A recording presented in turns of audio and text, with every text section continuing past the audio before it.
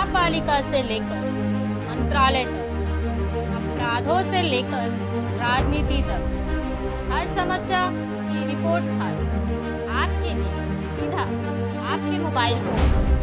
आप देख रहे हैं नया सवेरा न्यूज। अरे पाठी ना रे, काय मिळतं तुम्हाला?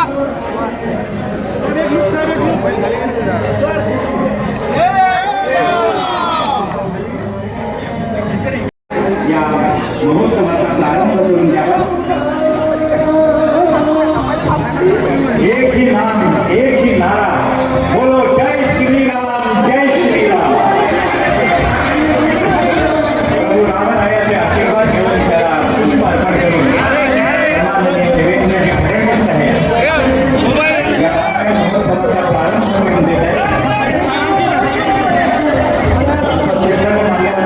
जोरदार टाळ्या वाजवूया या सर्व कार्यसेवकांच्या सत्काराच्या निमित्तानं।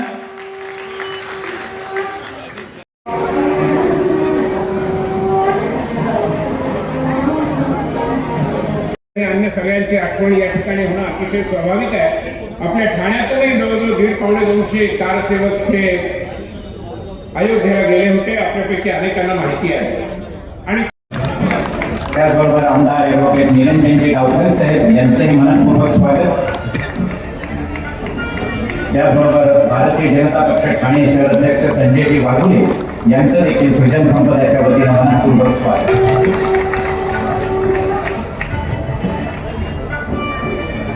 त्याचबरोबर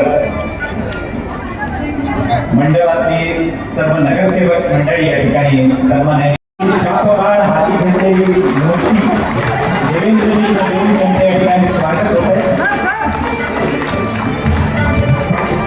त्याचबरोबर आमदार सन्माननीय ॲडव्होकेट निरंजनजी गावकर साहेब यांचंही मनपूर्वक स्वागत।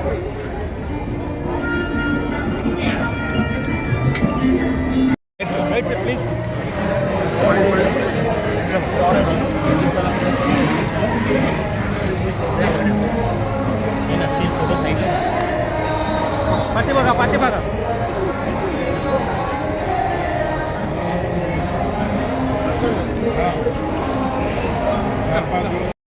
पाठवलं गेलं त्या कालखंडाचा समारोप ज्यांच्या विजयामुळे झाला ते रामभाऊ म्हाळगी म्हणजे राम आहेत।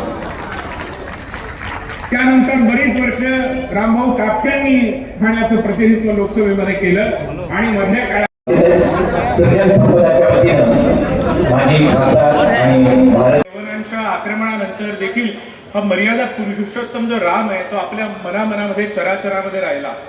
ही अस्मिता जी आहे, ही अस्मिता जागवण्याचा वरून खाली उतरताना या ठिकाणी एक कारसेविका आहेत वीणा भाटिया या उद्घाटन प्रसंगी प्रास्ताविक मनोगत व्यक्त करण्याची विनंती आहे। विनंती सहसंमती आहे। मनापासून आभार व्यक्त करूया आणि या रामायण महोत्सवाच्या उद्घाटन प्रसंगी याला प्रथम स्थान मिळेल। या राम राज्यामध्ये जो वंचित असेल, पीडित असेल, शोषित असेल त्याचाच आवाज ऐकला जाईल आणि त्याला त्या ठिकाणी न्याय मिळेल। या राम राज्यामध्ये दीन दलित, गोरगरीब, आदिवासी, शेतकरी, शेतमजूर, महिला, ओबीसी, अल्पसंख्याक प्रत्येक व्यक्तीला त्या ठिकाणी एक स्थान असेल।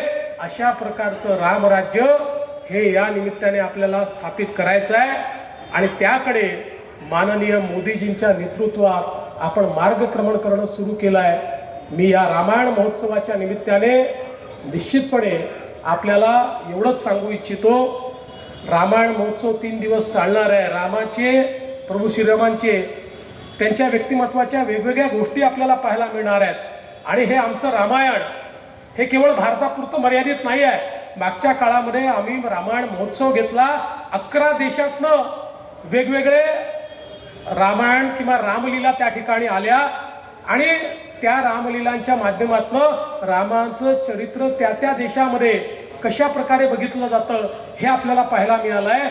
अशा प्रकारचा वैश्विक विचार हा पुन्हा एकदा प्रस्थापित होणार आहे आणि म्हणून मी या रामायण महोत्सवाला मनापासून शुभेच्छा देतो आणि पुन्हा एकदा माननीय प्रधानमंत्री मोदीजींच्या नेतृत्वात आपण रामराज्य स्थापित करू अशा प्रकारचा विश्वास व्यक्त करून मी माझं बोलणं संपवतो।